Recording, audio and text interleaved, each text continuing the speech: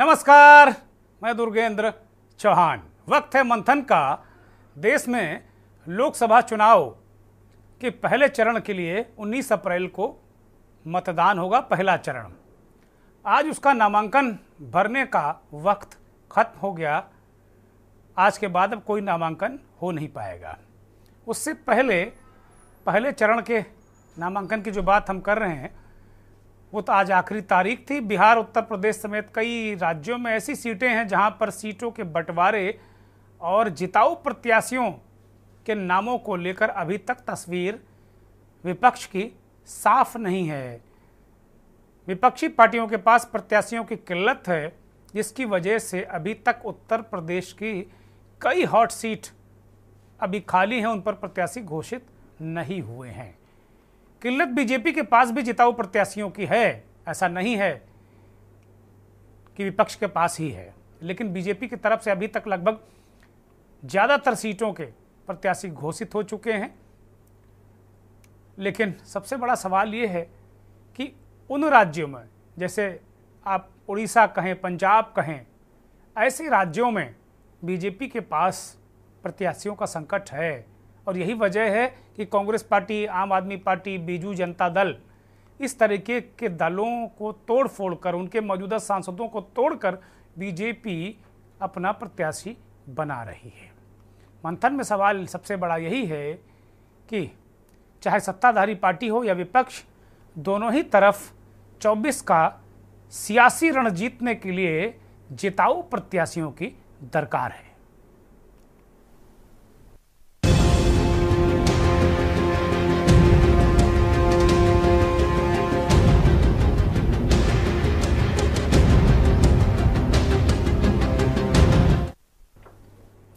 बात अगर उत्तर प्रदेश की करें तो बिसात यहां बीत चुकी है।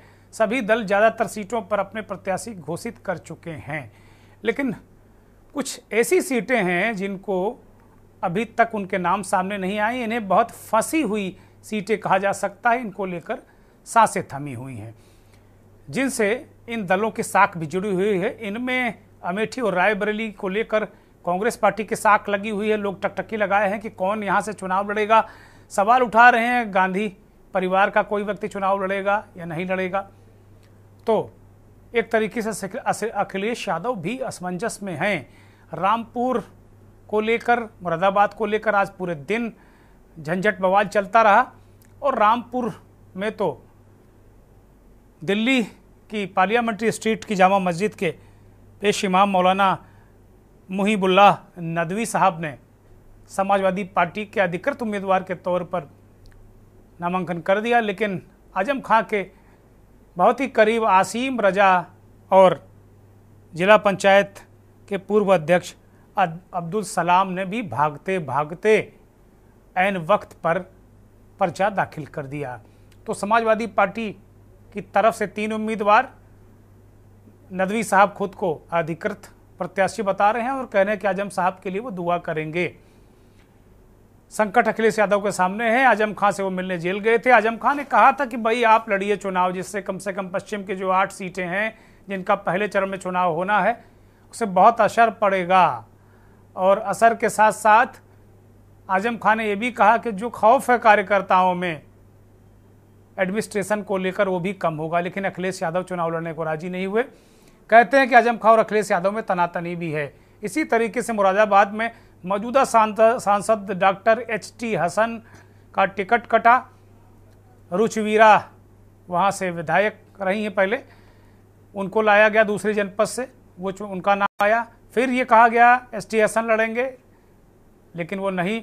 अंततः गत्वा नामांकन एच.टी. हसन भी कर चुके हैं, रुचवीरा भी नामांकन कर चुकी हैं। ये कहा जा रहा था कि एच.टी. हसन को रामपुर से लड़ाया जा सकता है, इसलिए उनको मुरादाबाद से फारिग किया गया है। लेकिन एच.टी. हसन शायद इसके लिए तैयार नहीं हुए। और रामपुर और मुरादाबाद जो 2 केंद्र हैं बड़े पश्चिमी उत्तर प्रदेश के, जहां पर आजम खां का प्रभाव 10-12 सीटों पर माना जाता है, वहां पार्टी के अंदर खींचतान मची हुई है। इसी तरीके से अन्य दलों की बात करें तो भारतीय जनता पार्टी कम से कम उत्तर प्रदेश की उसको 12 सीटें और घोषित करनी है। उसमें 9 सीटों पर बहुत पेच फंसा हुआ है। ब्रजभूषण शरण की सीट उसमें बहुत प्रमुख है। इसी तरीके से कुछ और सीटें भी हैं। अमेठी रायबरेली में भी बीजेपी को, अमेठी में तो स्मृति ईरानी आ गई हैं, रायबरेली में बीजेपी को एक उम्मीदवार की तलाश है। आज मनोज पांडे जो समाजवादी पार्टी के नेता थे, विधायक थे, वो आज अमित शाह से मिले। हो सकता है उनका भी टिकट हो जाए रायबरेली से। लेकिन कुल मिलाकर जो बवाल है वो ऐसा नहीं है, कहीं कम कहीं ज़्यादा। नेताओं के रूठने मनाने का सिलसिला भी चलता रहता है, लेकिन इस बार लोकसभा चुनाव में समाजवादी पार्टी में टिकट को लेकर कुछ ज़्यादा ही संग्राम है। भाजपा भी 2-3 सीटों पर पसोपेश में, फिरोजाबाद, कैसरगंज और इस तरह की 2-3-4 सीटें हैं जहां भाजपा को पसोपेश है। जो भाजपा की तीसरी लिस्ट में बमुश्किल कानपुर समेत कई सांसदों के टिकट काटे गए। बीके सिंह का टिकट काटा गया, संघमित्रा मौर्य का टिकट काटा गया, इस तरह कई टिकट काटे गए तीसरी लिस्ट में। लेकिन चौथी लिस्ट उत्तर प्रदेश के लिए बीजेपी में अभी आती दिख नहीं रही। हो सकता है कि कल परसों में वो लिस्ट आए, लेकिन आज तक वो लिस्ट नहीं आई। एक रिपोर्ट देखिए। लोकसभा चुनाव में उत्तर प्रदेश में बरसात लगभग बीत चुकी है। सभी दल ज्यादातर सीटों पर अपने प्रत्याशी घोषित कर चुके हैं, लेकिन ऐसी कुछ सीटों को लेकर अभी सांसें थमी हुई हैं, जिनसे दलों की साख जुड़ी है। इनमें रायबरेली और अमेठी को लेकर हर कोई कांग्रेस की ओर टकटकी लगाए बैठा है, तो नजर असमंजस में फंसे अखिलेश यादव पर भी है। कांग्रेस के लिए अमेठी और रायबरेली खास। उत्तर प्रदेश की 80 लोकसभा सीटों में से सबसे चर्चित या महत्वपूर्ण सीटों की बात करें तो उनमें से कई पर अभी तक स्थिति साफ नहीं हो पाई है। इनमें कांग्रेस और गांधी नेहरू परिवार की साख से जुड़ी अमेठी और रायबरेली खास तौर पर है। दोनों सीटों को लेकर कोई निर्णय नहीं। 2019 में कांग्रेस नेता राहुल गांधी को हरा चुकी भाजपा की स्मृति ईरानी फिर इसी सीट से उम्मीदवार है। कांग्रेस के स्थानीय नेता दावा करते हैं कि केरल के वायनाड के साथ राहुल इस बार अमेठी से भी चुनाव लड़ेंगे। इस बीच कांग्रेस की पूर्व अध्यक्ष सोनिया गांधी द्वारा लोकसभा चुनाव न लड़ने की घोषणा से परिवार की पारंपरिक सीट रायबरेली भी खाली हो गई। पहले से चर्चा थी कि सोनिया की उत्तराधिकारी प्रियंका गांधी वाड्रा होंगी।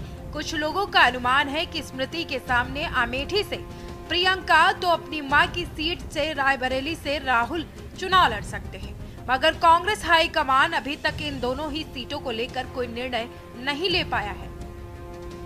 सुब्रत पाठक पर भाजपा का दोबारा दांव। कुछ नेताओं के पाला बदल के बाद भाजपा रायबरेली सीट पर अपने समीकरण मजबूत होते देख रही है, लेकिन वो अपना कांग्रेस प्रत्याशी घोषित होने के बाद ही चलना चाहती है। कांग्रेस के शीर्ष नेताओं जैसी स्थिति उनके गठबंधन सहयोगी समाजवादी पार्टी के मुखिया अखिलेश यादव की भी है। यादव परिवार के लिए लॉन्चिंग पैड की तरह कन्नौज की सीट 2019 में सपा हार चुकी है। अखिलेश की पत्नी डिंपल यादव को हराने वाले सुब्रत पाठक पर भाजपा ने दोबारा से दांव लगाया है। आजमगढ़ और कन्नौज के बीच उलझन। अगर देखा जाए तो मुख्य मुकाबला सपा और भाजपा के बीच माना जा रहा है, लेकिन सपा ने अभी यहां प्रत्याशी घोषित नहीं किया है। पहले तो अखिलेश आजमगढ़ और कन्नौज के बीच उलझन में बताए गए, लेकिन आजमगढ़ से फिर धर्मेंद्र यादव को प्रत्याशी बनाए जाने के बाद तय माना जा रहा था कि अखिलेश यादव कन्नौज से चुनाव लड़ेंगे। भाजपा के अंदर खेमे में भी उलझन। कुछ सीटों को लेकर भाजपा भी उलझन में है। फिरोजाबाद संसदीय क्षेत्र के पिछला चुनाव भाजपा के चंद्रसेन यादव जीते जरूर थे, लेकिन सपा के अक्षय यादव की हार के पीछे बड़ा कारण चाचा शिवपाल यादव का अलग चुनाव लड़ना था, जो कि सपा से नाराज होने के बाद अपनी पार्टी बनाकर चुनाव लड़े थे और समाजवादी पार्टी का वोट बट गया था। सपा ने फिर से प्रोफेसर राम गोपाल यादव के बेटे को टिकट दिया है, तो वही भाजपा अभी प्रत्याशी तय नहीं कर सकी है। वहीं कैसरगंज सीट से भाजपा की उम्मीदवारी पर वर्तमान सांसद ब्रजभूषण शरण सिंह के विवादों का साया है। प्रतीक्षा है कि भाजपा फिर उन्हें लड़ाती है या दूसरा विकल्प तलाशेगी। स्पेशल रिपोर्ट के न्यूज इंडिया। उत्तर प्रदेश की बात आपने देखी समझी, बिहार और महाराष्ट्र में भी पेच फंसा हुआ है। दिन भर आज खबरें थी कि बिहार में गठबंधन टूट जाएगा, महाराष्ट्र में बहुत मुश्किल है। वास्तव में 3-4 सीटों को लेकर महाराष्ट्र में दिक्कत है। उद्धव ठाकरे ने सीटें घोषित कर दी हैं। कांग्रेस को एतराज़ है, संजय निरुपम बगावत पर हैं। कहा जा रहा है कि वो किसी न किसी दल के जरिए एनडीए में शामिल हो सकते हैं। संजय निरुपम कह रहे हैं ये उनका आखिरी चुनाव है, अब उम्र ऐसी नहीं रही कि वो अगला चुनाव लड़ सके 5 साल बाद। तो संजय निरुपम भी नाराज़ हैं उस सीट को लेकर जिस पर दावा और प्रत्याशी घोषित कर दिया है उद्धव ठाकरे की शिवसेना ने। बवाल बवंडर है। शरद पवार ने भी नाराजगी व्यक्त की है कि कांग्रेस और उद्धव ठाकरे की शिवसेना दोनों मनमानी कर रहे हैं। एक साथ मिलके अगर सारे प्रत्याशियों की घोषणा करते तो इसका असर जाता, इसका संदेश जनता के बीच बेहतर जाता। शरद पवार नाराज हैं। बिहार में जिस पूर्णिया सीट पर पप्पू यादव ने दावा किया था कांग्रेस में उन्होंने अपनी पार्टी का विलय कर दिया। पूर्णिया के घर घर वो जा रहे हैं, ऐसा वो कह रहे हैं कि दुनिया छोड़ सकते हैं लेकिन पूर्णिया नहीं। जबकि लालू यादव ने आज सिंबल दे दिया मीसा भारती को, जो जेडीयू से हाल में ही कुछ दिनों पहले ही आरजेडी में आई हैं। बहुत ज़बरदस्त पेच है आरजेडी और कांग्रेस नेताओं को, जरा सुनिए।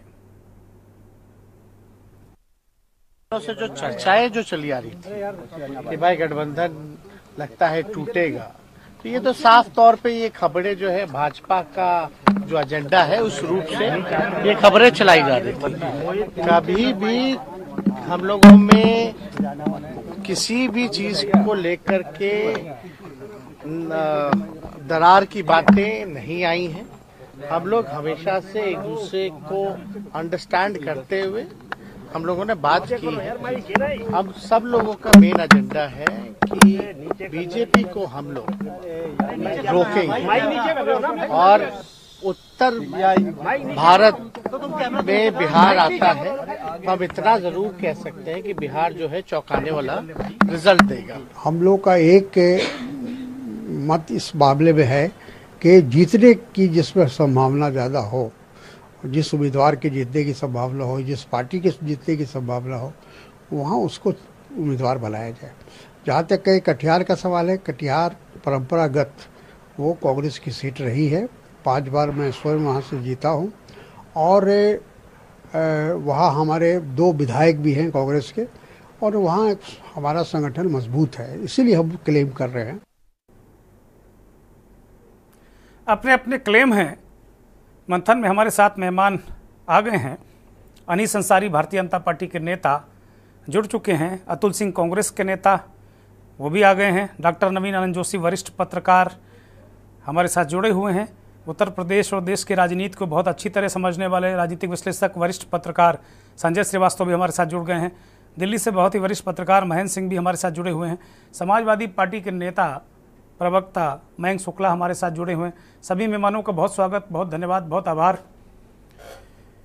आज विषय ऐसा है कि सबको जिताऊ उम्मीदवार चाहिए और क्यों नहीं चाहिए भाई। अगर बीजेपी कह रही 400 पार तो भाई जिताऊ उम्मीदवार नहीं होगा तो कैसे 400 पार होगा। तो सवाल निश्चित तौर पर उठता है और करना भी चाहिए, क्योंकि लेकिन केवल ऐसा नहीं है कि जिताऊ उम्मीदवारों का संकट विपक्ष में ही है। ज़्यादा कम हो सकता है लेकिन ऐसा नहीं है। जिताऊ उम्मीदवार का अगर संकट नहीं होता तो भारतीय जनता पार्टी 10 साल से सरकार चला रही है, दुनिया का सबसे मजबूत और बड़ा संगठन, उसके बाद भी उसको अगर तोड़ फोड़ करके बीजेडी का उम्मीदवार चाहिए, आम आदमी पार्टी का सांसद चाहिए, कांग्रेस पार्टी का सांसद चाहिए मौजूदा, उसको वो टिकट दे रही, तो दिक्कत तो है कहीं ना कहीं। संजय श्रीवास्तव से मंथन की शुरुआत करेंगे। संजय जी, इस संकट को, जिताऊ प्रत्याशियों के संकट को आप किस तरीके से देख रहे हैं? देखिए, सबसे पहली बात तो दुर्गेन जी बहुत बहुत धन्यवाद। और पहले मैं बता दूं कि भारतीय जनता पार्टी के लिए और मोदी जी का गृह राज्य गुजरात, जहां 25 लोकसभा सीटों पर भारतीय जनता पार्टी ने अपने सारे प्रत्याशी उतार दिए, लेकिन अफसोस की बात है कि वहां बड़े बड़े जो चैनल हैं उन पर ये खबरें नहीं आ रही हैं कि 6 लोकसभा सीटें साबरकांठा, राजकोट, सुरेंद्रनगर, पोरबंदर और वलसाड, इन सब सीटों पर न सिर्फ बीजेपी के प्रत्याशियों के खिलाफ पोस्टर वहां लगाए गए हैं, बल्कि चौराहे चौराहे पर चक्का जाम किया जा रहा है इनके विरोध में। तो ऐसी खबरें भी सामने आनी चाहिए कि सिर्फ विपक्ष में तनाव सीटों को लेकर या प्रत्याशियों को लेकर नहीं है, आपस के गठबंधन को लेकर नहीं है, भारतीय जनता पार्टी में भी बहुत ज्यादा उठापटक है। और अगर मोदी जी के गृह राज्य गुजरात में यह हाल है तो आप समझ सकते हैं कि अभी आप ही ने कहा कि कैसरगंज, रायबरेली, अमेठी, पीलीभीत तमाम ऐसी सीटें हैं जहां पर भारतीय जनता पार्टी अपने प्रत्याशी अभी तय नहीं कर पा रही है। तो निश्चित तौर पर वहां मौजूदा प्रत्याशी और अगर उसका टिकट काटते हैं तो किसको वहां से लड़ाएं, ये जो ऊहापोह की स्थिति है और पिक्चर साफ नहीं है, ये भारतीय जनता पार्टी के भी गले की बहुत बड़ी फांस है। ना उनको उगलते बन रहा है और ना निगलते बन रहा है। तो कमोबेश ऐसी स्थितियां ही विपक्ष में भी हैं और वही तलाशे जाते हैं जो जिता दें। लेकिन पार्टियों के लिए बहुत कई बार ऐसा होता है कई सीटों पर कि ऐसे प्रत्याशियों का चयन भी हो जाता है, चाहे वो जातीय समीकरण की वजह से, चाहे वो वहां की मौजूदा वोटों के गणित को लेकर ऐसी स्थितियां उत्पन्न होती हैं कि ऐसे तमाम प्रत्याशियों का चयन किया जाता है जिनके बारे में लोग कहते हैं कि अरे ये तो अपनी बिरादरी का भी 300 वोट नहीं पाएगा। लेकिन अगर वो समीकरण बाद में देखा जाता है विश्लेषण के तौर पे तो वो जिताऊ समीकरण होता है। मैं सिर्फ उदाहरण 2 मिनट में दूंगा दुर्गेंद्र जी। सुल्तानपुर सीट का अभी हाल ही मेनका गांधी का टिकट तो बीजेपी ने बहुत बाद में डिक्लेयर किया, वरुण गांधी का काट दिया। लेकिन भीम निषाद का समाजवादी पार्टी ने जब टिकट अनाउंस किया तो लग रहा था कि ये 300 वोट नहीं पाएंगे। लेकिन चूंकि मैं वहीं का बासिंदा हूं, मैं सुल्तानपुर में पला बड़ा हूं, तो मैंने लोगों को बताया कि भाई समाजवादी पार्टी का MY समीकरण के साथ निषादों को जोड़ देना, और निषादों का 1,88,000 वोट है वहां पे, तो 18,34,000 के वोटर संख्या पे 13 से 14 लाख वोटर जहां पोल होते हो, वहां यादव, मुस्लिम और निषाद तीनों मिला के कुल 8 लाख वोट है।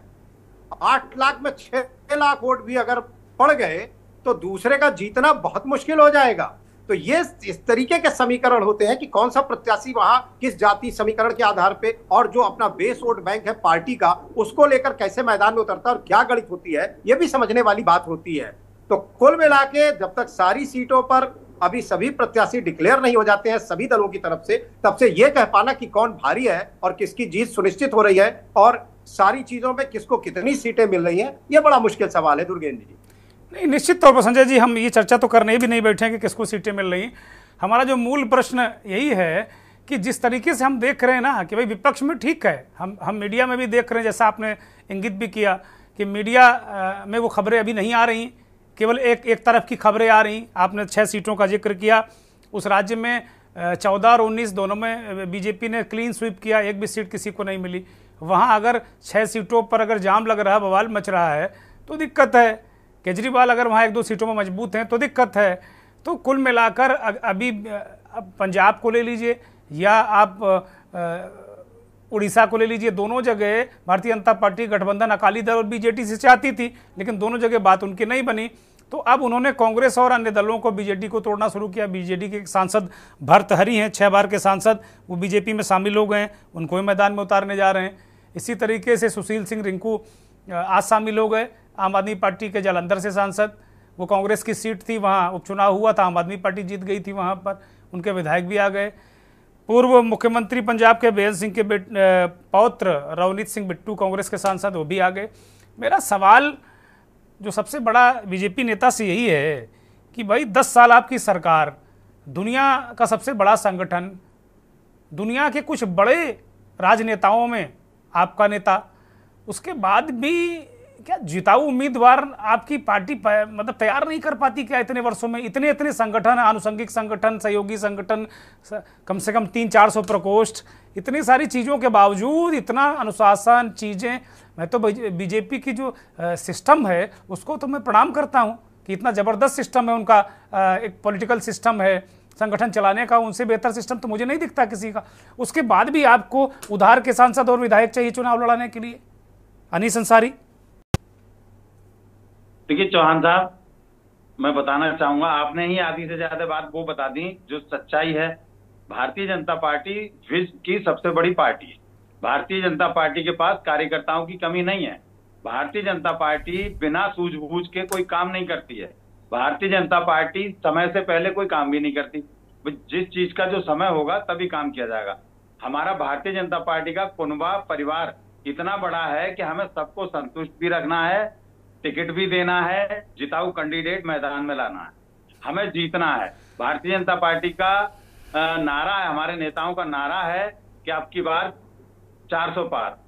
तो एनडीए को 400 पार भी करना है। और आपका चैनल ही 5 तारीख को ये बताएगा कि हम 400 पार कर रहे हैं। इसलिए बहुत सूझबूझ के भाई सभी नेता बैठते हैं, बार बार आज बैठक, कल बैठक, 4 दिन बाद फिर बैठक होगी, उसमें बड़ी सूझबूझ से उसका निर्णय लिया जाता है। और रही बात अन्य दलों की अपेक्षा, तो हमारी भारतीय जनता पार्टी में सबसे ज्यादा प्रत्याशी घोषित किए जा चुके हैं और जहां बचे हैं वहां अभी करने जा रहे हैं। नहीं, बहुत बढ़िया बात आपने कही। जैसे आपने कहा कि आपकी आधी बात तो हमने कह दी, तो आपने भी हमारी आधी बात कह दी कि आप जिताऊ आपको चाहिए उसके लिए कुछ भी करोगे, 400 पार आपको चाहिए उसके लिए आप कुछ भी करोगे, कहीं से भी ले आओगे। 400 पार जीतने के लिए रेड्डी बंधुओं को फिर से पार्टी में ले आओगे। आज ही आए हैं वो बंगलौर वाले रेड्डी बंधु, कर्नाटक वाले, जिनको आपके शीर्ष नेता कहा करते थे कि रेड्डियों से मेरा कोई दूर दूर तक रिश्ता नहीं, रेड्डियों का तो मैं कुछ भी चिमटे से ना पकड़ूं। और वो रेड्डी आज कह रहे हैं कि भाजपा मेरी माँ है। मुझे ऐसा लग रहा था कि मैं अपनी माँ की गोद से दूर था। तो जाहिर सी बात है, मुझे लगता है कि 400 पार के अवयव कंटेंट ये भी हैं। अनीस अंसारी, इकलौती भारत देश की इकलौती एक ऐसी पार्टी है जो देश हित के लिए काम करती है। हो सकता है कल का डाकू अंगुली मार, हो सकता है कल का डाकू अंगुली मार आज मतलब रामायण का रचयिता बन जाए। चलिए, तो बहुत बहुत बहुत मुबारक रेड्डी बंधु को। आप महर्षि वाल्मीकि से अगर तुलना आप कर रहे हैं तो आपको बहुत मुबारक, बहुत धन्यवाद आपका कि आप रेड्डी बंधुओं की तुलना अगर कर रहे हैं इस तरीके से। उत्तर प्रदेश में कई लोग इस तरह के हमने देखे। एक देवेंद्र यादव हैं, समाजवादी पार्टी के पूर्व सांसद, 2 बार रहे हैं। सीबीआई उनका जीना हराम किए हुई थी, उनका घर गिरा दिया गया, बुलडोजर चल गया। हम एक दिन देखे लखनऊ में, संजय श्रीवास्तव भी वहीं लखनऊ में थे, पता चला देवेंद्र यादव वो पटका वटका पहन रहे हैं, आ गए भारतीय जनता पार्टी में। अब उनका पता नहीं कहा घर वर बनवाने चले जाए लोग कि भैया चलो जो गिराया छोड़ो यार यादव जी, अब कुछ मदद करो। एटा में राजवीर सिंह राजू भैया की स्थिति बहुत ठीक नहीं है वहाँ। तो मतलब अब कितने वाल्मीकि पैदा कर पाओगे भाई? इतनी तपस्या के बाद एक ही वाल्मीकि हुए ना, एक ही अंगुली मार, 100 वाल्मीकि तो नहीं हुए। यहाँ तो आप गली गली में अंगुली मार इकट्ठा कर रहे हो, चाहे रेड्डी हो चाहे बहुत सारे लोग हो। नहीं, मैंने उस पे एक अपनी बात कही, उस बात को कही। ऐसा नहीं है कि अकेले वो ही हैं, और भी हैं जो आ रहे हैं, उनका तो धन्य है। मैं तो आश्चर्यचकित हूँ, मैं तो अनीस भाई आश्चर्यचकित हूँ, चूंकि आप पार्टी के नेता, आपको तो वही बोलना है, बोलना भी चाहिए। मैं तो आश्चर्यचकित हूँ कि रेड्डी जिनको लेकर इतना बड़ा बवाल मचा, बेचारे जो वहाँ के चीफ मिनिस्टर थे उनकी कुर्सी चली गई, वो रेड्डी बाकायदे पटका वटका पहन के पार्टी में आ गए। तो कर्नाटक में क्या लग रहा है बीजेपी को उसके लिए दिक्कत है, इसलिए रेड्डीज को लाना है, क्योंकि रेड्डीज बहुत तगड़े पॉलिटिकल मैनेजर हैं। एक ब्रेक ले रहा हूं। आप देख रहे हैं के न्यूज, खबरों का सारथी।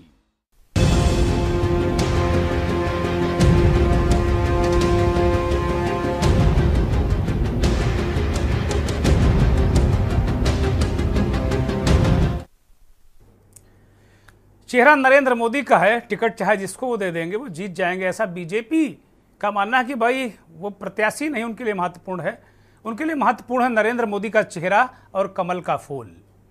गजब का कॉन्फिडेंस है, और हो भी क्यों ना, क्योंकि लगातार वो परफॉर्म कर रहे हैं, वो चुनाव जीत रहे हैं, इसलिए वो अगर ये बात कहते हैं तो पच जाती है, हजम हो जाती है।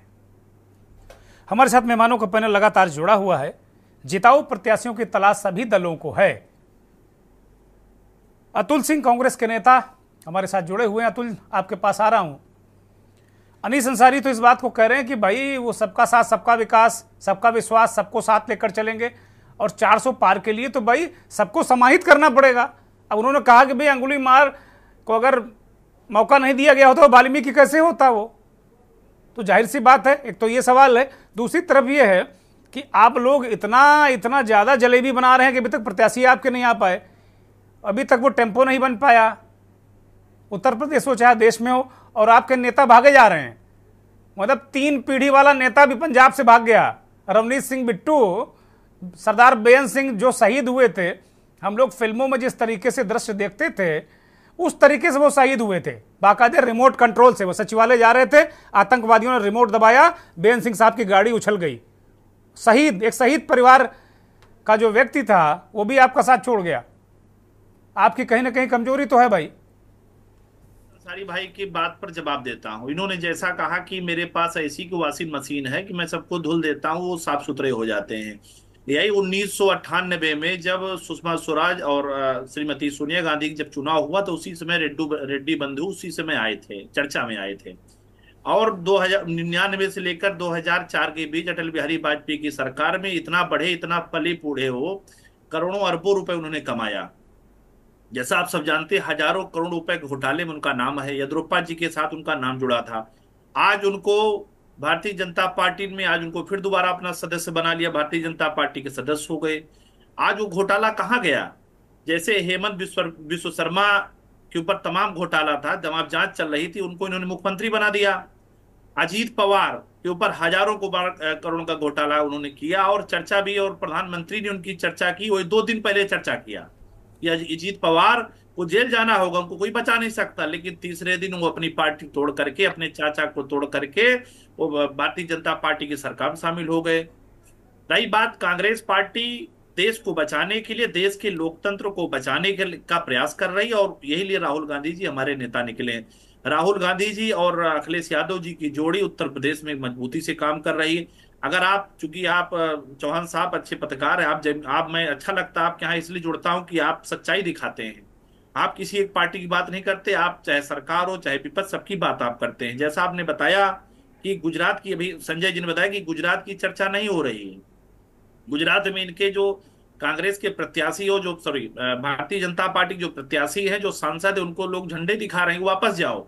यही हाल गोरखपुर में आपने देखा, गोरखपुर में लोगों ने झंडा दिखाया प्रत्याशी वापस जाए। तो इस चीज को जवाब जनता दे रही है। इस बार उत्तर प्रदेश की जनता अभूतपूर्व विजय इंडिया गठबंधन की पक्ष में करने जा रहे, लोग मतदान करेंगे। और जो तीसरी बात आपने कही कि जो कांग्रेस के जो लोग छोड़ के जा रहे हैं, राजनीतिक दल में लोग, काम करने वाले लोग अपने जैसे, उनको लगता है कि भारतीय जनता पार्टी में जाकर के वो आगे बढ़ जाएगा। ऐसा कुछ होता नहीं, कुछ समय लगता है, सरकारें आती हैं और जाती हैं, लेकिन लोगों का वसूल जिंदा होना चाहिए, जिंदा रहना चाहिए। अगर वसूल नहीं तो राजनीति आप कैसे करेंगे? आप किस भावना से जनता के बीच जाएंगे? और अंसारी जी से भी पूछिए कि ये जो लोग घोटालेबाज हैं, जिनको इन्होंने भारतीय जनता पार्टी में सदस्य बनाया, ये जेल कब जाएंगे? अरे 10 साल हो गए, एक भी भारतीय जनता पार्टी के नेता, मंत्री और सांसद नहीं बता सकते। देखो अतुल भाई, इससे मैं सहमत नहीं हूं। आप लोग टीवी पर कहते हो, अखबार में बयान देते हो, भैया कहीं कोर्ट में कोई PIL वाइल दाखिल करो। आप लोग राजनीति छोड़ के कम से कम वकालत करने लगो, अपने वकीलों को लगाओ कोर्ट में। क्योंकि बीजेपी के लोग जवाब देते हैं कि भैया अगर इतने ही भ्रष्ट होते तो कोर्ट उनको अब तक जेल भेज चुका होता। आप लोगों ने शिकायतें आज तक नहीं की, आप लोग टीवी में शिकायत करते हो, अखबारों में बयान देते हो। आप कम से कम, अगर आपको ईडी की कार्रवाई अगर संदिग्ध लगती है, रेड्डी साहब आए, आप कोर्ट में PIL दाखिल कराओ कि भाई रेड्डी की जांच का क्या हुआ, जो जिनके आप नाम ले रहे हो, पवार साहब के, अजीत पवार की, उनकी जांच का क्या हुआ, भुजबल की जांच का क्या हुआ, भाई जो ताज़ा कई लोग आ गए, इनके ऊपर जो CBI ED के मुकदमे थे उनका क्या हुआ? कुछ तो करना पड़ेगा भाई, केवल बयानों से काम नहीं चलेगा। तुलजी PIL होना चाहिए। लोग परेशान है, लोगों की आवाज, लोग, ऐसा नहीं कि सुप्रीम कोर्ट में बहुत लोगों ने आवाज उठाई, सुप्रीम कोर्ट लगातार नजर बनाए हुए। आज सुप्रीम कोर्ट कई मामलों में, उन्होंने इलेक्ट्रॉनिक बॉन्ड की जब बात आई तो सुप्रीम कोर्ट के माध्यम से ही मैटर खुला कि भारतीय जनता पार्टी कितना बड़ा घोटाला उन्होंने किया। हमारे नेता राहुल गांधी जी ने एक प्रेस कॉन्फ्रेंस करके बताया उन्होंने कि कितना बड़ा घोटाला और किन किन कंपनियों से लिया। 2 दिन पहले CBI और ED की रेट होती है और 3 दिन बाद वो हजारों करोड़ रुपए उन्होंने इलेक्ट्रॉनिक बॉन्ड लेकर के भारतीय जनता पार्टी को पैसे देते हैं। इसका जवाब देना होगा। और मैं बताऊं कि जनता, आप लोग बेवजह आरोप लगा रहे हो, आपके खाते सीज हो गए हैं, आप पाई को मोहताज हो, 1-1 रुपया आप लोगों के पास किराया है नहीं चुनाव लड़ने के लिए, मतलब ट्रेन का किराया नहीं है, प्लेन तो छोड़ दो, और उसके बाद आप ED पे आरोप लगा रहे हो। पैसे का अभाव, जो कि हमारा खाता, पार्टी खाता सीज है, पैसे का बहुत बड़ा अभाव है, कंगाली है, बहुत कंगाली है जी, जो कि भारतीय जनता पार्टी ने बिल्कुल डरी हुई है इंडिया गठबंधन कांग्रेस पार्टी से, राहुल गांधी जी से।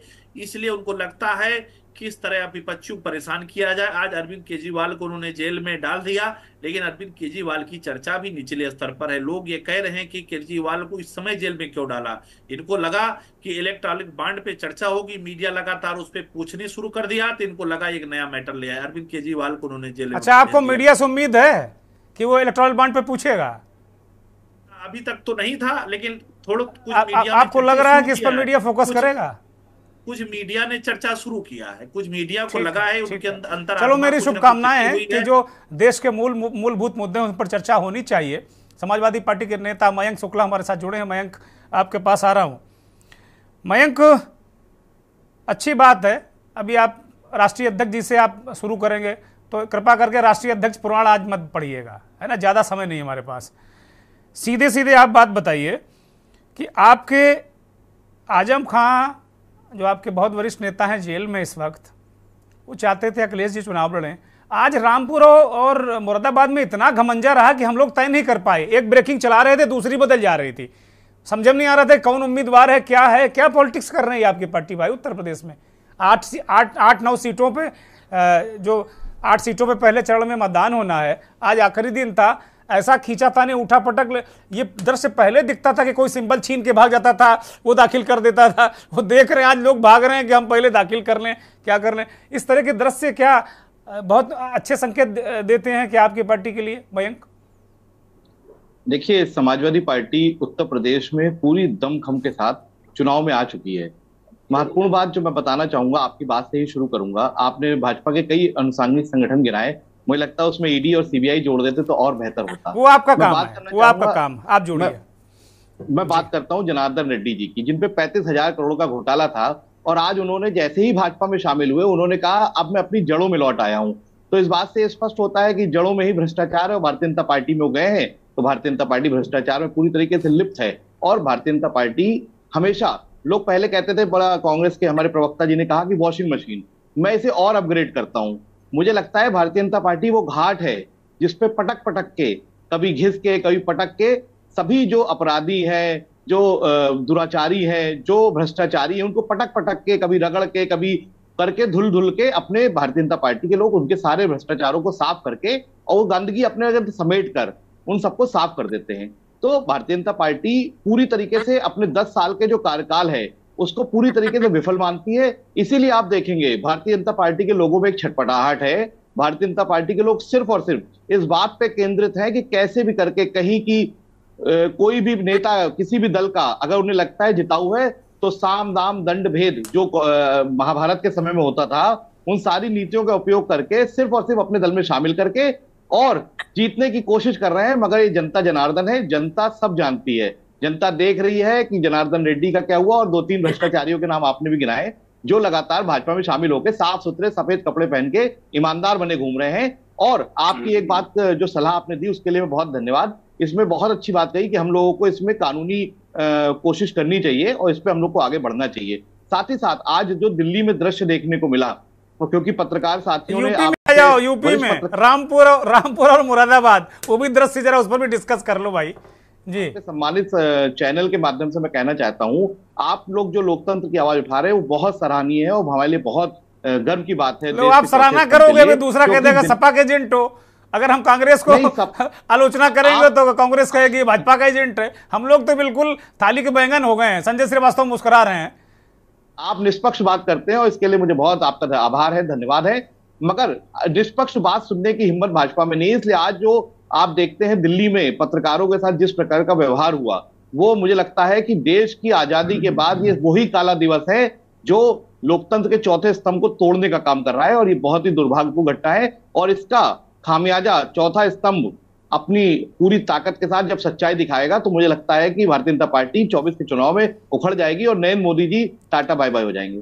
अरे मूल प्रश्न गोल कर दिया आपने, मुझे दोबारा आना पड़ेगा, उसका भी अभी जवाब दे दो। मयंक, क्या हुआ रामपुर में और मुरादाबाद में, क्या घमंजा चल रहा है? मैंने आपसे पहले भी बताया, माननीय राष्ट्रीय अध्यक्ष जी, पार्टी का जो नेतृत्व है और जो टिकट फाइनल करने की कमेटी है वो अपना काम कर रही है। हम लोग किसी 1 सीट 2 सीट की बात नहीं कर रहे हैं। हम मीडिया कह रहा है आजम खां और अखिलेश में यूं तनातनी है। पूरे दिन मीडिया ने आज इस खबर को प्रमुखता से उठाया कि आजम खां उसमें यूं तनातनी है।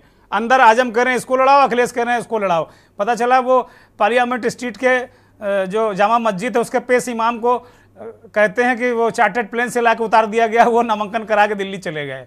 ये स्थिति खींचतान मची है आपके यहाँ।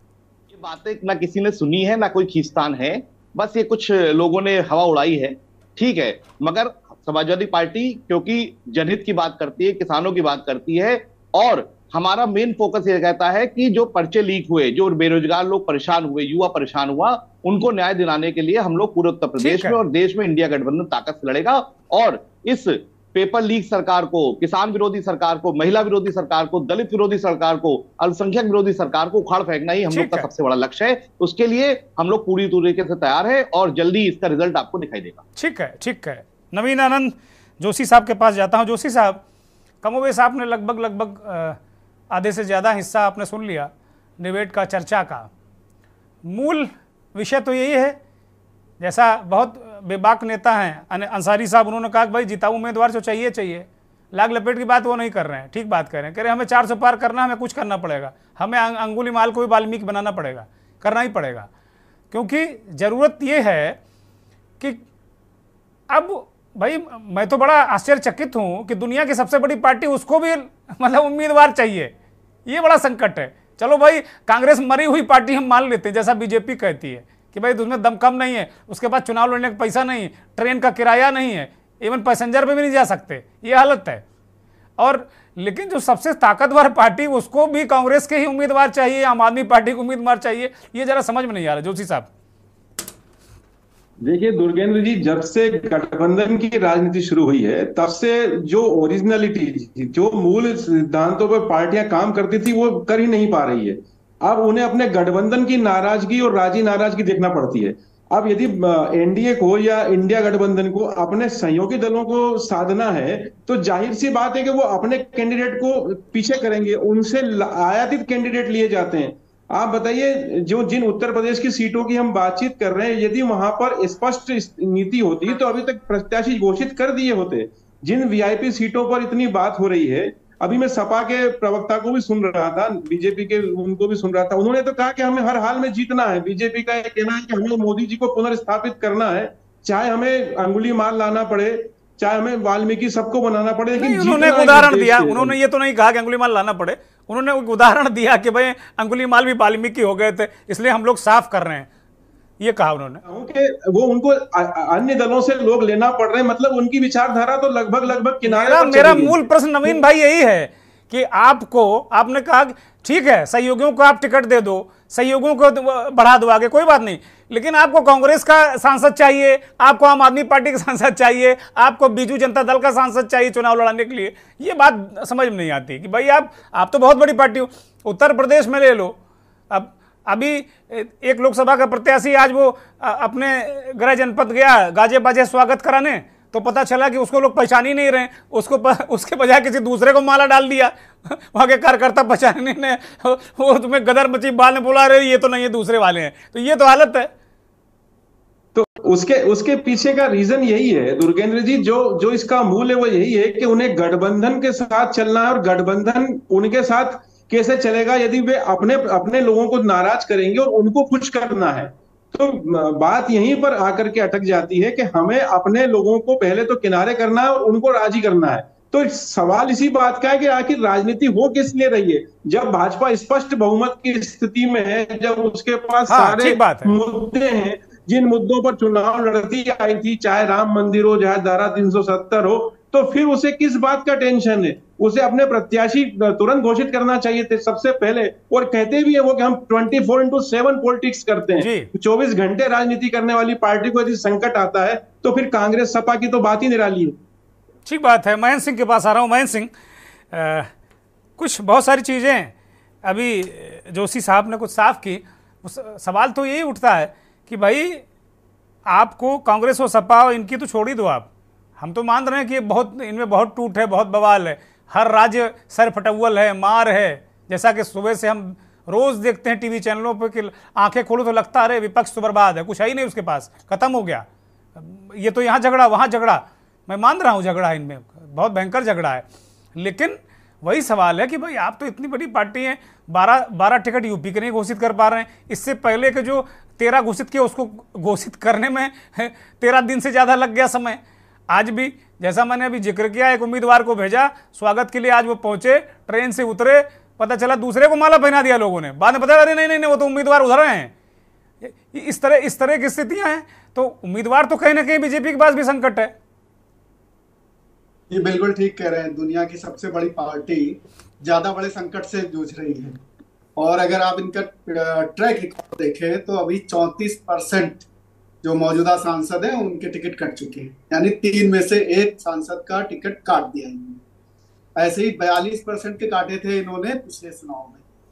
मतलब क्या है, जिस एजेंडे के साथ बीजेपी लड़ती है, जो विकास विकास विकास बार बार दोहराती है, वो धरातल पर नहीं है।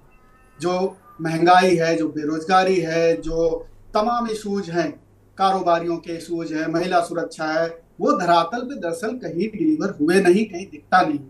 और यही सबसे बड़ा संकट है एंटी इनकम्बेंसी का। ये जो सरकार में है, मौजूदा सरकार में, अब वो क्या हमें दोबारा जिता के ला पाएंगे, सत्ता दिला पाएंगे कि नहीं।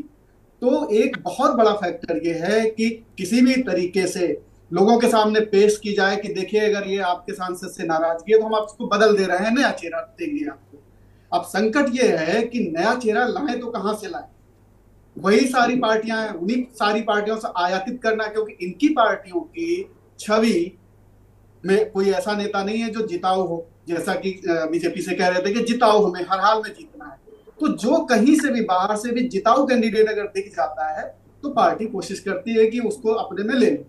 कमोबेश यही स्थिति दूसरी पार्टियों की भी होती है कि भाई अब किस पे भरोसा किया जाए। उनको एक छवि रहती है कि इनका तो कैंडिडेट जीत ही जाएगा, बीजेपी तो कैंडिडेट जीत ही जाएगा, मोदी की छवि है और तमाम चीजें हैं। तो उसके उसमें एवज में, विरोध में, हमें मुकाबले में कोई बहुत बड़ा कैंडिडेट चाहिए जो जिताऊ हो, जिसके जमीन में कुछ हैसियत हो। तो वो भी अपने जिताऊ, अब उनके लिए तो बड़ा मुश्किल है अपनी इज्जत बचाना, जो विपक्षी हैं, क्योंकि कितनी नीचे हैं शायद इतिहास में कांग्रेस इससे नीचे नहीं गई होगी। अब उससे ऊपर आना है उसको, उसके लिए मुसीबत है। ऐसे ही क्षेत्रीय पार्टियों के लिए मुसीबत यह है कि किसी तरीके से साख बचाई जा सके, उनकी अलग लड़ाई है। लेकिन बीजेपी, जिसके लिए आप कह रहे हैं दुनिया की सबसे बड़ी पार्टी, दुनिया का सबसे प्रसिद्ध नेता उनके पास है, जिसके नाम पर कैंपेन करते हैं, जिसके नाम पर चुनाव लड़ते हैं, वो भी कॉन्फिडेंस नहीं है उसके अंदर भी। हाँ, बड़ा सवाल महेंद्र भाई, यही सवाल मेरे मन में आ रहा था कि भाई अगर 10 साल, अगर क्या, मैं तो मान रहा हूं कि मोदी जी ने बहुत काम किया है, मैं तो मान रहा हूं उत्तर प्रदेश में बहुत काम हुआ, पूरे देश में मोदी जी ने काम किया, काया पलट दी इस देश की, भारत की छवि ठीक कर दी दुनिया में। हम लोग पहले बहुत खराब स्थिति थी, मैं तो बहुत विदेश कभी गया नहीं, ज़्यादा हल्का फुल्का आसपास ही गया हूँ कहीं, लेकिन बताते हैं जो लोग विदेश बहुत जाते हैं फ्रिक्वेंटली, लोग कहते हैं बहुत छवि अच्छी हो गई, अच्छा हो, इतना बदलाव हुआ। उसके बाद भी देश के चुनाव में हम कॉन्फिडेंट नहीं हैं, हम बहुत सारे गठबंधन कर रहे हैं, हम बहुत सारे दलों के नेताओं को तोड़ कर ला रहे हैं। महेंद्र भाई, चीजें कर रहे हैं जो लोकतंत्र के लिए, स्वस्थ लोकतंत्र के लिए ठीक नहीं है। कोई स्वेच्छा से आ रहा है तो ठीक है, कोई किसी को और ठीक पर मतलब उसका जो उसके पीछे की चीजें, यानी गुंडा बदमाश नहीं है, भ्रष्टाचारी नहीं है, साफ सुथरा आदमी, तो ठीक है, चलिए उसकी विचारधारा बदल गई होगी या कुछ बात है। लेकिन ऐसे ऐसे लोग शामिल हो रहे हैं, जैसे आप रेड्डी ब्रदर्स की बात कर रहे थे, ऐसे ऐसे ये लोग घोषित तौर पर उनकी छवि बहुत ही खराब है, वो भ्रष्टाचार या तमाम ऐसी चीजें, उसके बावजूद ये पार्टी उनका स्वागत करती है, उनको टिकट दे देती है, उनको चुनाव लड़ा रही। इसका मतलब अंदर संकट है, अंदर संकट। अगर आप 40-42% अपने सांसदों को बदल दे रहे हैं, इसको समझा जा सकता है कि कितना लो कॉन्फिडेंस है इनके अंदर और कितना संकट है पार्टी के अंदर।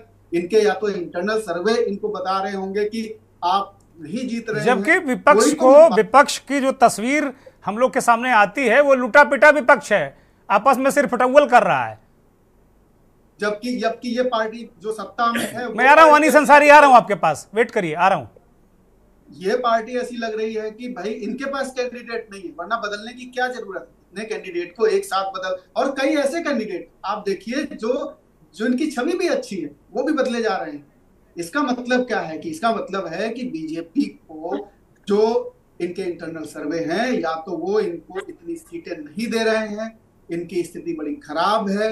ये सारा मीडिया में विज्ञापन से ये एक बहुत ज्यादा अच्छा शाइनिंग इंडिया वाला जो कैंपेन, अगर प्रमोद महाजन वाला याद करें, तो उस तरीके से छवि पेश करने की एक कोशिश हो रही है, लेकिन हकीकत कहीं बहुत खराब है। ये पार्टी इंटरनली जानती होगी और इसी वजह से ये सारी चीजें फिर बदल किए जा रहे हैं। या इसका दूसरा पहलू महेंद्र भाई, एक इनकी रणनीति होगी, ये भी हो सकता है कि भाई ये और बेहतर रणनीति फूंक फूंक कर कदम रख रहे हो, ये भी हो सकता है। तो फूंक फूंक के कदम कितना रखेंगे? मतलब 10% लोगों को बदल लें, 15% लोगों को बदल लें, 40% लोगों के टिकट काटना, इसका मतलब वो परफॉर्म नहीं कर रहे हैं। ये बात तो कम से कम बीजेपी मानेगी कि हमारे कैंडिडेट जो हमारे मौजूदा सांसद हैं वो परफॉर्म नहीं कर रहे हैं। अब वो पैमाना कोई भी हो सकता है, किस पैमाने लेकिन ये भी देखने को मिला कि उत्तर प्रदेश में 47 सांसदों के टिकट रिपीट किए गए, वो कई बार के सांसद थे। ये भी एक पहलू है। एक्सेप्शनल यही है, उत्तर प्रदेश है, वरना तो गुजरात जो गृह प्रदेश है प्रधानमंत्री जी का, वहां भी बदल दिए गए। उत्तर प्रदेश लग रहा कि उत्तर प्रदेश में जबरदस्त दिक्कत है क्या, या टेस्ट वहां ज्यादा है, या बहुत फूंक कर बीजेपी कदम उठा रही है उत्तर प्रदेश में क्योंकि ज्यादा सीटें हैं? दरअसल हाँ, यही चीज है कि उत्तर प्रदेश में ज्यादा सीटें हैं और इन ज्यादा सीटों पे अगर कहीं कुछ गड़बड़ा गया मामला तो बहुत ज्यादा इम्पैक्ट होने की ठीक बात है, वो संभावना होगी, क्योंकि इतनी ज्यादा सीटें हैं कि और यहाँ तो एक बयान से परसेप्शन चेंज हो जाता है, तो अगर कहीं कुछ गड़बड़ी हो गई तो फिर बहुत दिक्कत हो जाए, इसलिए बहुत संभल इसकी आशंका कमी है भाई। राम मंदिर का मुद्दा उत्तर प्रदेश उसका केंद्र है, उसका एपी सेंटर है, तो कुल मिलाकर स्थितियां मुझे लगता है, मैं तो यही मान के चल रहा हूं कि बीजेपी कुछ ज्यादा ही सतर्क है। अनीस अंसारी कुछ कहना चाहते हैं, बोलिए। मैं ये बताना चाहता हूं कि अभी कांग्रेस वाले हमारे भाई साहब ने कहा, सपा वालों ने कहा, इनकी स्थिति इतनी खराब है इस क्षेत्र में, क्या पूरे हिंदुस्तान में, कि इनको पिछली बार इन्होंने गठबंधन किया और गठबंधन तोड़ना पड़ा इनको। एक दूसरे को ओपन जुबान में उल्टा सीधा कहते रहे, उसके बावजूद भी ये लोग सामने आए। लोगों ने एक कहानी बना दी दो लड़कों की, लोगों ने कहानी बना दी बहन भाइयों की, बुआ भतीजे की, उसके बावजूद भी इस गठबंधन में और हमारे एनडीए में जमीन आसमान का अंतर है। हमसे अच्छा आप जानते हैं, आप तो पूरा हिंदुस्तान देखते हैं, हम तो उत्तर प्रदेश देख रहे हैं। मेरा कहने का मतलब यह है कि जो लोग समाजवादी पार्टी के हैं उन्हें आज बीच बीच में कांग्रेस लड़ानी पड़ रही है, उनके पास तो कैंडिडेट ही नहीं है। समाजवादी पार्टी उत्तर प्रदेश में अपने आप को कहां से बहुत बड़ा स्ट्रांग बताती है, कहीं स्ट्रांग नहीं है वो। रही भारतीय जनता पार्टी की और उसके कैंडिडेट की बात, अभी हमारे वरिष्ठ पत्रकार बंधु कह रहे थे सिंह साहब कि ऐसी क्या संकट है कि इन्हें कैंडिडेट बदलने पड़ रहे हैं। कैंडिडेट बदलने की बात तो ये है कि इतिहास गवाह है कि हमारे पास 50 साल से कंटिन्यू लोकसभा का चुनाव लड़ने वाले भी हैं। हमारे पास भारतीय जनता पार्टी के पास निष्ठावान कार्यकर्ताओं की कमी नहीं है। हमारी भारतीय जनता पार्टी सभी को मौका देती है। भारतीय जनता पार्टी में सभी को मौका दिया जाता है और सभी जनता जमीन पे उतर के जनता की सेवा करने के लिए आगे आए। तो ऐसा नहीं है कि हमारे पास कोई टोटा है, कोई कमी है। हमारे यहाँ सिर्फ और सिर्फ थोड़ी वक्त की नजाकत है। चुनाव शुरू हो गए हैं, धीरे धीरे जो मतलब सबसे ज्यादा तो कैंडिडेट आज की डेट में हमने ही फाइनल किए हैं और हमने ही ओपन किए हैं। नहीं, मेरा ये सवाल ही नहीं है कि आपने कैंडिडेट कम प्रस्तुत किए हैं, आपने ज्यादा किए, इसमें कहीं कोई संदेह नहीं। मेरा सवाल ही नहीं है, मेरा सवाल है जिताऊ का। जी, हम आपको दिखाएंगे और हम आपसे निवेदन करेंगे, एक बार फिर हमें अपने चैनल पे बुलाइएगा 5 तारीख के बाद, तब हम आपको एक बात है आज पूछ लो और हम तब भी बता देंगे कि भारतीय जनता पार्टी पुनः विजय की ओर है और भारतीय जनता पार्टी जीती हुई है। चिंता वो करें जो सपा वाले बसपा को लड़ा रहे हैं, बसपा वाले कांग्रेस को। ठीक है, जिनके पास विकल्प नहीं है वो चिंता करें, हमें तो चिंता की ठीक है। मयंक शुक्ला, चिंता आपको करनी चाहिए, बोलिए जल्दी से। मुझे बड़ा दुख होता है, भारतीय जनता पार्टी के प्रवक्ता का सामान्य ज्ञान थोड़ा ज्यादा कमजोर है मुझे लगता है, क्योंकि इन्हें ये भूल जाते हैं कि राजभर जी ने कहा था कि जो पिछड़े लोग राजनीति करते हैं भाजपा के साथ वो मोदी योगी की चप्पल उठाने का काम करते हैं। और ऐसा कोई अपशब्द सार्वजनिक रूप से नहीं बोला होगा योगी जी और मोदी जी के लिए, हालांकि वो प्रधानमंत्री जी हैं और मुख्यमंत्री जी हैं, उनके लिए अपशब्द नहीं बोलना चाहिए, मगर उन्हीं राजभर जी को आज थाली में आरती लेकर उतार रहे हैं और कैबिनेट मंत्री बना रहे हैं। तो मजबूरी इनकी है, क्योंकि 7 साल की प्रदेश की सरकार और 10 साल की केंद्र की सरकार हर मामले में नाकाम हो चुकी है। डॉलर आज 85 रुपए हो चुका है, इकोनॉमी पूरी ध्वस्त हो चुकी है। ठीक है, इकोनॉमी में डिस्कस बाद में करेंगे, इकोनॉमी में डिस्कस बाद में करेंगे मयंक भाई। सबसे महत्वपूर्ण सवाल यही है कि ठीक है, वक्त की नजाकत है, वो खुद ही कह रहे हैं अनीस अंसारी की वक्त की नजाकत है। अतुल सिंह, एक छोटी सी टिप्पणी, आपके बारे में बीजेपी नेता ने कहा है बहुत सारी बातें। अतुल सिंह जी बोलिए। बीजेपी के लोग कह रहे हैं भाई आप तो सपा के उम्मीदवार, आप लड़ा रहे हो, आपके उम्मीदवार सपा लड़ा रही। इनको भाजपा के बारे में समझना चाहिए। भाजपा को लगता है कि किस तरह उनकी सरकार आ जाए, उनके भ्रष्टाचार छिप जाए, लेकिन 2024 का चुनाव महत्वपूर्ण चुनाव है। तमाम मुद्दों पर, विकास और रोजगार के मुद्दे पर चुनाव होने जा रहा है। और जो स्थिति उत्तर प्रदेश जैसे बड़े राज्य की है, उत्तर प्रदेश में भी इनकी स्थिति बड़ी बुरी स्थिति है। तमाम ऐसी सीटें हैं जिन पे ये लड़ाई में भी नहीं रहेंगे। हालांकि क्या बात कर रहे हैं आप? वही पार्टी लड़ रही है, मतलब इंडिया गठबंधन और एनडीए लड़ रहा है। अपने देखने का अधिकार सभी को है। स्थिति भाजपा वाले ज्यादा देखते हैं। स्थिति इनकी बहुत बुरी है, इनको समझना चाहिए। ठीक है। इनको जो लग रहा है ऊपर से जनता सब समझ चुकी है, ऐसे भ्रष्टाचारियों को जनता सबक सिखाने जा रही है।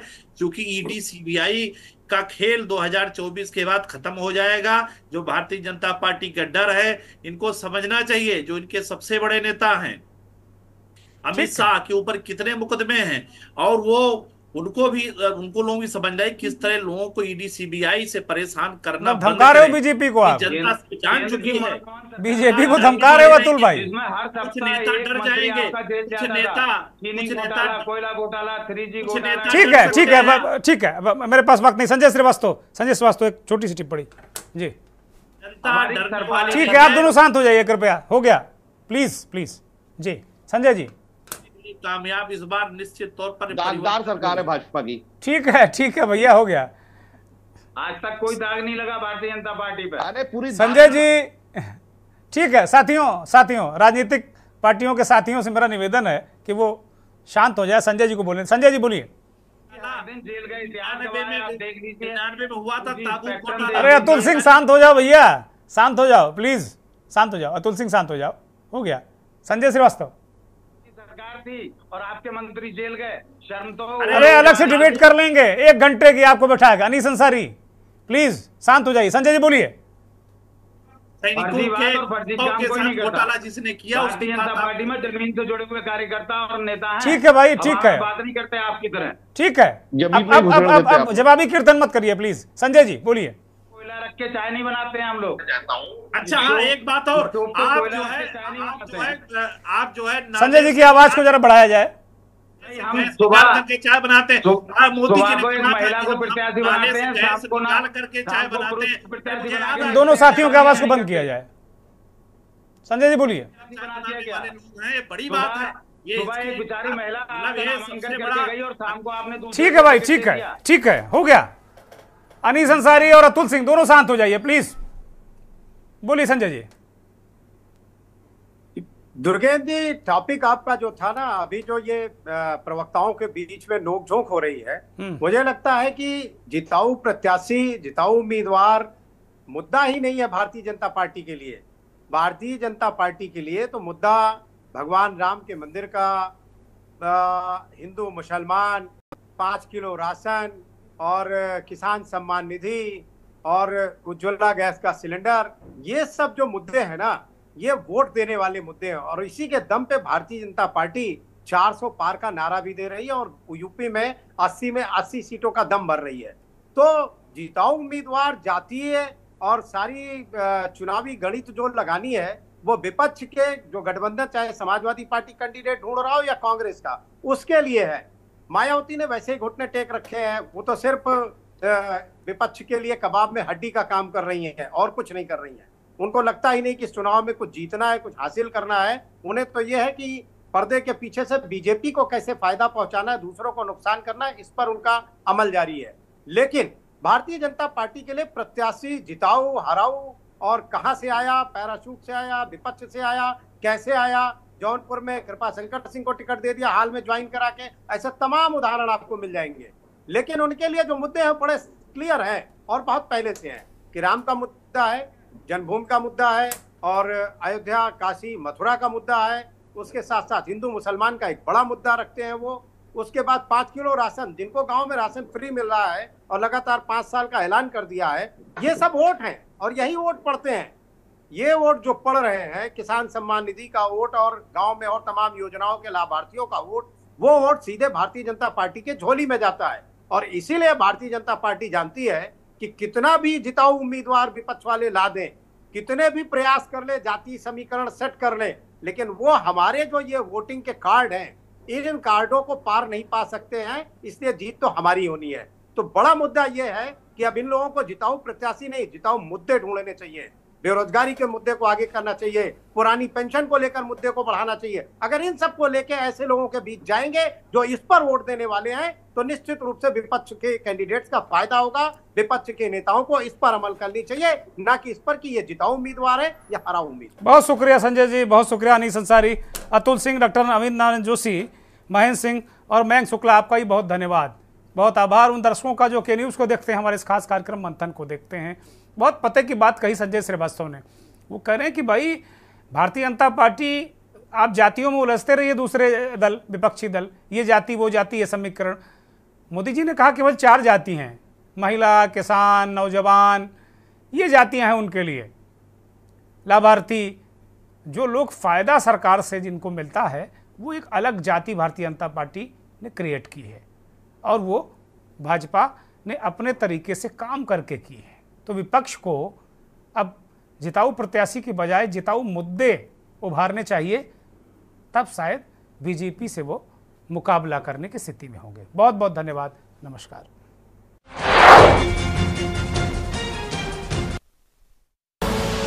आप देख रहे हैं के न्यूज़, खबरों का सारथी।